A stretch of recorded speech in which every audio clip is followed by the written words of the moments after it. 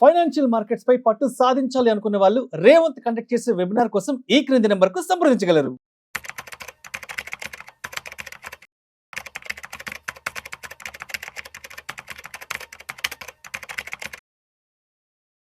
Welcome to Vishnu talks. నేను విష్ణు. ప్రస్తుతం నాతో పాటు NISM and CRISIL certified wealth manager Revanth Chalamala ఉన్నారు. వారితో మాట్లాడదాం. నమస్తే రేవంత్. నమస్తే అండి. Welcome to Vishnu talks. Thank you sir. So Revanth, ఇప్పుడు బయట ఎక్కడ చూసినా కూడా యుద్ధ వాతావరణం, భారత్ పాక్ మధ్య పరస్పర దాడులు. సరిగ్గా 25 సంవత్సరాల క్రితం అంటే 1999లో కూడా వాజ్పేయి గారు మన ప్రధానిగా ఉన్నప్పుడు అప్పట్లో కూడా కార్గిల్ యుద్ధం జరిగింది. ఇదే రోజుల్లో, ఇదే మే, జూన్, జూలై మాసాల్లో అప్పుడు కార్గిల్ యుద్ధం జరిగింది కదా. మరి అప్పుడు జరిగిన ఆ యుద్ధం వల్ల మార్కెట్లలో చోటు చేసుకున్న మార్పులు చేర్పులు, అండ్ ఇప్పుడు జరుగుతున్న ఈ దాడులు, ఈ ప్రతి దాడులు, ఈ నేపథ్యంలో ఇప్పుడున్న మార్కెట్ కండిషన్స్ ఎలా ఉన్నాయి, అండ్ ఇప్పుడున్న మార్కెట్ సిచ్యువేషన్ దృష్టిలో పెట్టుకొని మన ఇన్వెస్ట్మెంట్ స్ట్రాటజీ అనేది ఎలా ఉండాలి అంటారు అసలు? సో ఇది పర్ఫెక్ట్ క్వశ్చన్ సార్. ఇప్పుడు యుద్ధం జరుగుద్దా జరగదా ఇది మన చేతుల్లో లేదు, అది లీడర్లు డిసైడ్ చేసే అంశం. సో మార్కెట్లో ఒక ఇన్వెస్టరు ఒక బలంగా ఎదగాలి అని అంటే ఎటువంటి సిచ్యువేషన్లో ఎటువంటి స్ట్రాటజీని బిల్డ్ చేయాలనేది కీ రోల్ని ప్లే చేస్తుంది. సో ఇక్కడ మనము చరిత్రలో ఏం జరిగింది, యుద్ధం జరిగినప్పుడు మార్కెట్లు ఏ విధంగా రియాక్ట్ అయ్యాయి, ఏ సెక్టార్స్ ఏ విధంగా రియాక్ట్ అయ్యాయి, ఏ ఎసెట్ క్లాస్ ఏ విధంగా రియాక్ట్ అయింది, వీటన్నిటిని దృష్టిలో పెట్టుకొని ఇప్పుడు ఒకవేళ నిజంగానే యుద్ధం కనుక జరిగినట్లయితే మనం ఏ విధంగా పోర్ట్ఫోలియోని కనుక మెయింటైన్ చేసినట్లయితే మనం దానికి తక్కువ ఇంపాక్ట్ తీసుకుంటాము. సో ఇది చాలా ఇంపార్టెంట్ ఆస్పెక్ట్. జరగబోయేదాన్ని మార్చడం మన చేతుల్లో లేదు, కానీ పోర్ట్ఫోలియోని మనకు అనుకూలంగా మార్చుకోవడం మాత్రం మన చేతుల్లో ఉన్నటువంటి పని. సో ఫస్ట్ మనం ఒకసారి చరిత్రను చూద్దాం.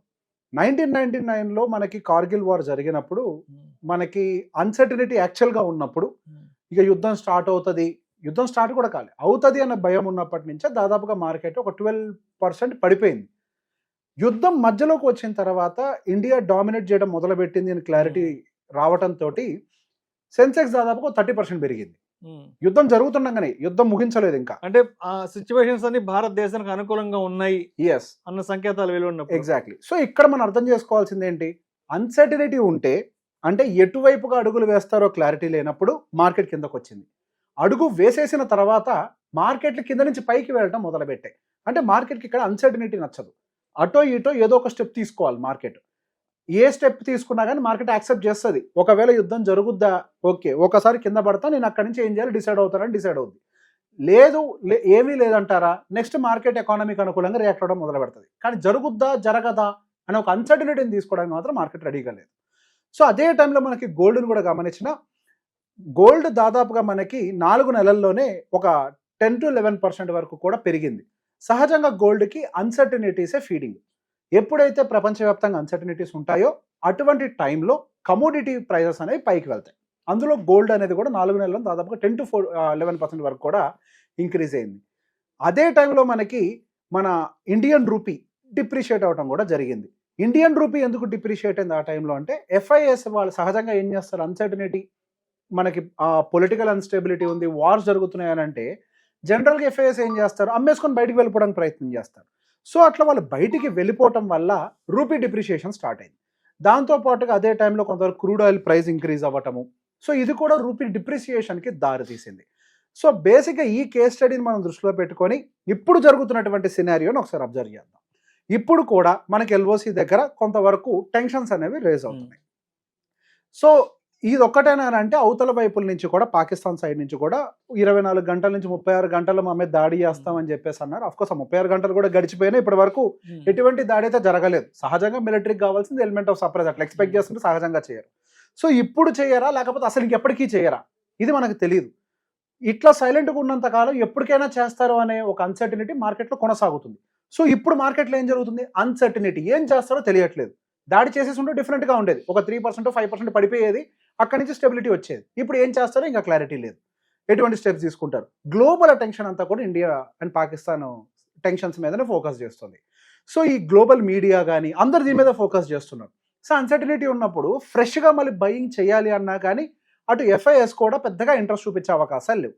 సో బేసిక్గా FIS అగైన్ మళ్ళీ ఇంతకు ముందులాగా చరిత్రలాగే సెల్లింగ్ చేసుకొని వెళ్ళిపోతారా, లేదు ఇప్పుడు కనుక అనౌన్స్ చేస్తే ఇంతకు ముందులాగే మార్కెట్ పడుతుందా? సో ఈ సినారియోని కూడా ఒక్కసారి మనం అండర్స్టాండ్ చేసుకుందాం. సో ఎఫ్ఐఎస్ ఇంతకుముందు సెల్ చేసి వెళ్ళి ఉంటారంటే అప్పుడు వాళ్ళ స్టాండ్స్ అంటే మనకు పూర్తిగా అవగాహన లేదు. మేబీ వాళ్ళు ఒక కంటిన్యూస్ బయింగ్లో ఉండొచ్చు. ఒకసారి ఇటువంటి అన్సర్టనిటీ ట్రిగర్ అయిన వెంటనే సెల్లింగ్ చేసుకొని బయటకు వెళ్ళిపోయి ఉంటారు. కానీ ఇప్పుడు ఆల్రెడీ ఎఫ్ఐఎస్ సెల్లింగ్ చేసి ఉన్నారు. వాళ్ళు ఆల్రెడీ సెల్లింగ్ ఎగ్జాషన్లో ఉన్నారు. అమ్మాల్సిన దానికంటే ఎక్కువే అమ్మేశారని నేను అనుకుంటున్నాను. ఇప్పుడు మళ్ళీ అమ్ముతారని అంటే అమ్మడానికి ఎక్కువ అవకాశం లేదని అనుకుంటాను. సరే వాళ్ళు అమ్మరు కాబట్టి మార్కెట్ కింద పడదా అని అంటే సహజంగా యుద్ధం ఏదైనా జరుగుతుంది అని అంటే టెన్షన్ ఉంటుంది. ఆ టెన్షన్లో భాగం కింద చిన్న రియాక్షన్ వస్తుంది. మార్కెట్స్ మనమే ఇప్పుడు పీక్ లెవెల్లో లేవు.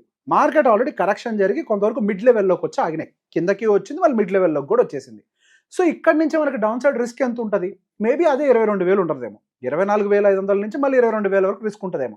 అది కూడా ఒక టెంపరీ రియాక్షన్గా చూడగలుగుతాం. కానీ అక్కడి నుంచి మనకి మార్కెట్ టప్ అని పడిపోతుంది అంటే అటువంటి అవకాశాలు ఎక్కువగా లేవు. So Indian economy point of వ్యూలో చూసుకున్నప్పుడు మార్కెట్ కరెక్షన్ ఆల్రెడీ జరిగింది. ఎఫ్ఐఎస్ ఆల్రెడీ అమ్మటం జరిగిపోయింది. బయింగ్ కూడా మళ్ళీ రీఇనిషియేట్ చేయడం కూడా జరుగుతుంది. సో ఇప్పుడు మనం పోర్ట్ఫోలియోని ఏ విధంగా కన్స్ట్రక్ట్ చేయాలి? ఒకవేళ ఈ అన్సర్టనిటీస్ ఇలానే కనుక కొనసాగితే సహజంగా జరిగేది ఏంటి? మిలిటరీ యుద్ధానికి వెళ్ళాలని డిసైడ్ అయింది అనుకోండి. వాళ్ళు ఏం చేస్తారు? ఫస్ట్ తిండికి సంబంధించి బాగా సేకరిస్తారు. ఎఫ్ఎంసీజీ మందులు బాగా సేకరిస్తారు. ఫార్మాసిటికల్. సో బేసిక్గా వాటికి కొరత ఏర్పడుతుంది దేశంలో. వాళ్ళు ఎంతలాగా సేకరిస్తారు అని అంటే దేశంలో కొరత ఏర్పడేంత సేకరిస్తారు. చాలా హై డిమాండ్ క్రియేట్ చేస్తారు వాళ్ళు. సహజంగా యుద్ధం జరిగినప్పుడు ఎఫ్ఎంసీజీ సెగ్మెంట్కి సంబంధించి అంటే తినుబండారాలకు సంబంధించి కొంత కొరత ఏర్పడుతుంది. సో ఇక్కడ మీరు ఒక విషయాన్ని ఎప్పుడైనా గమనించాలి. మీకు మార్కెట్లో తినుబండారాలకు సంబంధించి ఏదైనా ప్రైజెస్ పెరుగుతున్నాయా సడన్గా, ప్రైస్ హైక్ జరుగుతుంది అని అంటే ఎవరో సాలిడ్ గా బయింగ్ చేస్తున్నారు అని అర్థం. ఉన్నట్టుండి అది కనుక చేస్తున్నారు అని అంటే there is a chance of war. So మొత్తానికి ఎవరో ఎక్కడో ఏదో డిసైడ్ చేశారు. ఒకవేళ జరిగితే సో మీరు మార్కెట్ లో గమనించండి, ఎవరు చెప్పనవసరం లేదు. ఇది ఇండికేషన్. సడన్ గా మార్కెట్ స్పైక్స్, డిమాండ్ పెరిగిపోద్ది ఉన్నట్టుండి. సో ఎఫ్ఎంసీజీకి హై డిమాండ్ వస్తుంది, ఫార్మాసిటికల్కి కూడా చాలా హై డిమాండ్ వస్తుంది. వీటిని డిఫెన్సివ్ ప్లేస్ అని అంటాం. సో ఎటువంటి కండిషన్లో ఉన్నా కానీ ఈ రెండింటికి మాత్రం ఆ విలువ తగ్గదు, ఇంకా డిమాండ్ పెరుగుతుంది, ప్రొడక్షన్ పెంచుతారు ఇంకా స్పీడ్ ఎక్కువ కావాలని చెప్పి. సో మనం దానికి కొంతవరకు ఫార్మాసిటికల్ అండ్ ఎఫ్ఎంసీజీ రిలేటెడ్ కొంతవరకు వెయిటేజ్ని ప్లాన్ చేయాలి. అండ్ ఇక్కడ ఐటీ లార్జ్ క్యాప్కి సంబంధించి కూడా కొంత ఫోకస్ పెట్టచ్చు. ఎక్కువగా పెట్టద్దు, కొంతవరకు పెట్టచ్చు. దానికి గల రీజన్ ఏంటి అని అంటే మనకి అటు ఐటీ కానీ ఫార్మా కానీ డాలర్కి హెడ్జింగ్ కింద యూజ్ చేస్తాం. డాలర్ ప్రైస్ పెరిగితే ఐటీ అండ్ ఫార్మాకి మంచి జరుగుతుంది. సో ఒకవేళ ఇండియన్ రూపీ డిప్రిషియేట్ అవుతుంది, డాలర్ అప్రిషియేట్ అవుతుంది అని అంటే మనకి ఐటీ అండ్ ఫార్మా కొంత పోర్ట్ఫోలియోలో ఉండటం వల్ల మనకు అది కొంతవరకు ఆఫ్సెట్ చేసే ప్రయత్నం చేస్తుంది. మనకు జరిగే రిస్కుల్లో రూపీ డిప్రిసియేషన్ కూడా ఒక రిస్క్. సో ఈ రెండు ఉండటం వల్ల అది కొంత బ్యాలెన్స్ చేస్తుంది. అండ్ ఇన్ఫ్రా, ఆటో, బ్యాంక్స్ ఇవి చాలా వాలటైల్గా మూవ్ అవుతాయి. సో సాధ్యమైనంత వరకు ఉన్న పొజిషన్స్ నుంచి కూడా ట్రిమ్ చేసుకునే ప్రయత్నం చేయాలి. ఒకవేళ ఇది యుద్ధం జరిగితే, జరగని కండిషన్లో ఇటు జోలికి పోవద్దు. యుద్ధం జరిగితే వాటిని తగ్గించుకునే ప్రయత్నం చేయాలి. ఇప్పుడు ఇది చెప్పాం కదని చెప్పి ట్రిమ్ చేసేసాం అనుకోండి, రేపు యుద్ధం జరగకపోతే ఆపర్చునిటీ మిస్ అవుతాం. సో పరిస్థితులను గమనించుకుంటూ కొద్దిగా తగ్గించాలి. దాంతోపాటుగా స్మాల్ అండ్ మిడ్ క్యాప్కి ఎంత దూరం ఉంటే అంత మంచిది. ఇక్కడ లార్జ్ క్యాప్ సెగ్మెంట్కి సాధ్యమైనంత వరకు మనం వెయిటేజ్ ఇచ్చే ప్రయత్నం చేయాలి. సో ఇదే టైంలో మనకి నెక్స్ట్గా గోల్డ్ యొక్క పరిస్థితుల గురించి గమనిద్దాం. సో గోల్డ్ అనేది కూడా మన పోర్ట్ఫోలియోలో డిజిటల్ గోల్డ్ కానీ, ఈటీఎఫ్లు కానీ, అంటే మ్యూచువల్ ఫండ్స్ కానీ లేకపోతే ఈటీఎఫ్లు కానీ మన పోర్ట్ఫోలియోలో కొంతవరకు తీసుకొని పెట్టుకోవాలి. ఒకవేళ యుద్ధం అంటూ జరిగింది అని అంటే సేమ్ ఇంతకు ముందు జరిగినట్టుగానే 3 నుంచి 4 నెలల సమయంలో ఒక 10% వరకు కూడా ర్యాలీ, అంటే 8 to 12% మధ్యలో ర్యాలీ అవడానికి స్కోప్ దొరుకుతుంది మనకి. సో దాంతో పాటుగా మనం ఓన్లీ గోల్డ్ చూడాలా, వేరే ఇన్వెస్ట్మెంట్ ఆప్షన్ లేదా అంటే as we have silver also. ఇప్పుడు ఇండస్ట్రియల్ యూసేజ్ కూడా బాగా పెరిగింది కాబట్టి సిల్వర్ కూడా ఆ టైంలో కమోడిటీ కొంతవరకు అప్సైడ్ మూవ్ అయ్యే అవకాశాలు కొద్దిగా ఎక్కువగా కనపడుతున్నాయి. సో ఇక్కడ మనం కమోడిటీ సెగ్మెంట్లో ఉండేవేంటి, యూఎస్డీ కూడా చూసుకోవాలి. యూఎస్డీకి హెడ్జింగ్కి సంబంధించి మనం డైరెక్ట్గా యూఎస్డీ హెడ్జింగ్ డైరెక్ట్గా చేయలేని వాళ్ళందరూ ఐటీ అండ్ ఫార్మా కొంతవరకు పొజిషన్కి మెయింటైన్ చేసినా కానీ అక్కడ మనకి రూపీ డిప్రిషియేట్ అయిన వెంటనే ఐటీ అండ్ ఫార్మాలో కొంతవరకు స్పైక్స్ రావడానికి స్కోప్ దొరుకుతుంది. సో ఇప్పుడు మనం ఫస్ట్ ఏం చేయాలి అని అంటే సేఫ్టీ ఫస్ట్. అంటే పోర్ట్ఫోలియో ఇమీడియట్గా పరిగెట్టడం ఎప్పుడైనా మైండ్లో గుర్తుపెట్టుకోండి, portfolios will not run in over night. ఇక్కడ మనకి ఇన్వెస్ట్మెంట్ అనేది ఒక మ్యారథాన్, స్ప్రింట్ రేస్ లాంటిది కాదు. 100 మీటర్లు పరిగెట్టి ఆయాసం తెచ్చుకునే లాంటిది కాదు. కొన్ని కిలోమీటర్ల కొద్దీ ఓపికతో పరిగెట్టేదే మనకి investment journey. So safety first. And ఎటువంటి పరిస్థితుల్లో కూడా మన అన్నెసరీ బెట్స్ అంటే solid bets in mid cap, small క్యాప్లో పెట్టకుండా చూసుకోండి. షార్ట్ డ్యూరేషన్ బాండ్స్ ఏమైనా ఉన్నాయో చూసుకోండి. ఎక్కువ లిక్విడిటీ మెయింటైన్ చేసే ప్రయత్నం చేయండి. ఒకవేళ నిజంగానే కనుక పెద్ద ఎత్తున యుద్ధం ట్రిగ్గర్ అయింది అని అంటే కొంతవరకు ఉద్యోగాలు కూడా తగ్గే అవకాశాలు ఉంటాయి. అంటే దేశం మీద ఆర్థిక బర్డెన్ పెరుగుతుంది కాబట్టి లిక్విడిటీ మార్కెట్లో కూడా తగ్గుతుంది కాబట్టి ఎమర్జెన్సీ ఫండ్స్ కూడా మీ దగ్గర కొంతవరకు ప్లాన్ చేసుకునే ప్రయత్నం చేయండి. సో ఇప్పుడు నేను చెప్పినటువంటి ఎలిమెంట్స్ అన్నిటితోటి ఇప్పుడు మన పోర్ట్ఫోలియో ఏ విధంగా ఉండాలో చెప్తాను.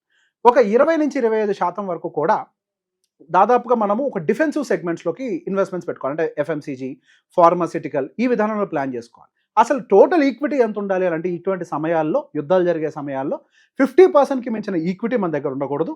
అందులో మేబీ ఒక 50% అగైన్ ఆ 50%, ఆ 50లో 50 అంటే 25% వరకు కూడా FMCG, pharmaceutical, defensive segment side కానీ కొంత ఇన్వెస్ట్మెంట్స్ పెడితే అటువంటి సమయాల్లో అవి బూస్టర్గా యాక్ట్ చేస్తాయి మనకి, అంటే పైకి గుంజడానికి ట్రై చేస్తాయి. కొంత పోర్షన్ వరకు కూడా అంటే మనకి మిగతా 25-25లో ఒక 25% గవర్నమెంట్ సెక్యూరిటీస్, బాండ్స్ లాంటివి, ఒక 25% ఏమో షార్ట్ టర్మ్ బాండ్స్ లాంటివి కానీ, లిక్విడిటీ కానీ, లేదా క్యాష్ రేషియోలో కానీ ఇట్లా పెట్టుకునే ప్రయత్నం చేయాలి. ఇప్పుడు మన దగ్గర గవర్నమెంట్ బాండ్స్ ఉంటాయి, ఇక్కడ క్యాష్ కాంపోనెంట్ కూడా 50% ఉంది కదా. సో ఇటువంటి సమయాల్లో నెక్స్ట్ మనం తీసుకోవాల్సింది ఏంటి, 50% ఈక్విటీలో ఉన్నాం, మిగతా 50%లో కూడా ఆ డబ్బులతోటి మార్కెట్ కింద పడ్డప్పుడు ఫట్ మనం ఒకేసారి కొనటం కాకుండా లాడరింగ్ ప్రొసీజర్లో వెళ్ళాలి. లాడరింగ్ అంటే ఏంటి, మార్కెట్ కొంచెం కింద పడ్డది, నేను అక్యుములేట్ చేస్తా, ఇంకొంచెం కింద పడ్డది అక్యుములేట్ చేస్తా, ఇంకా పడ్డది. సో ఒకవేళ యుద్ధం అంటూ జరిగితే ఫస్ట్ మనకి ప్రొటెక్షన్ కావాలి, రెండు కొనడానికి క్యాష్ కావాలి. సో ఈ విధానంలో out of 100% 50% equity, 50% cash related components అంటే బాండ్స్ అండ్ క్యాష్ పెట్టుకోవడం వల్ల ఈక్విటీ, ఎఫ్ఎంసీజీ, డిఫెన్సివ్ సెగ్మెంట్స్ అని మార్కెట్ని కొంచెం పైకి గుంజడానికి ట్రై చేస్తాయి, అంటే మన పోర్ట్ఫోలియోని. ఈ క్యాష్ రిలేటెడ్ అవన్నీ కూడా కొద్దిగా వడ్డీని జనరేట్ చేస్తూ పోర్ట్ఫోలియోని స్టెబిలైజ్ చేస్తాయి. మార్కెట్ కిందకు వచ్చినప్పుడు లాడరింగ్ పద్ధతిలో కొద్దిగా ఫండ్స్ని మనం ట్రాన్స్ఫర్ చేసుకుంటూ ఈక్విటీని అక్యుములేట్ చేయడానికి ఉపయోగపడుతుంది. సో ఈ విధానంలో కనుక ఎటువంటి యుద్ధమైనా, ఈ రోజు కాకపోతే యుద్ధం అనేది ఎప్పుడైనా జరిగే అవకాశాలు ఉంటాయి, ఎప్పుడు యుద్ధాలు జరిగినా కానీ ఈ విధానంలో కనుక పోర్ట్ఫోలియో కన్స్ట్రక్షన్ చేస్తే డ్యామేజ్ తక్కువగా ఉంటుంది. I always say it, we can't decide ఏం జరగాలో మనం చెప్పలేము, కానీ ఏం జరిగినా కానీ దానికి తగ్గ యాక్షన్స్ తీసుకునే అవకాశం మన చేతిలో ఉండాలంటే ఎలాంటి ప్రికాషన్స్ ఈ మన చేతుల్లో అయితే ఉన్నాయి కాబట్టి ఈ విధంగా ప్లాన్ చేసుకోవచ్చు. Thank you so much Revanth. Most welcome.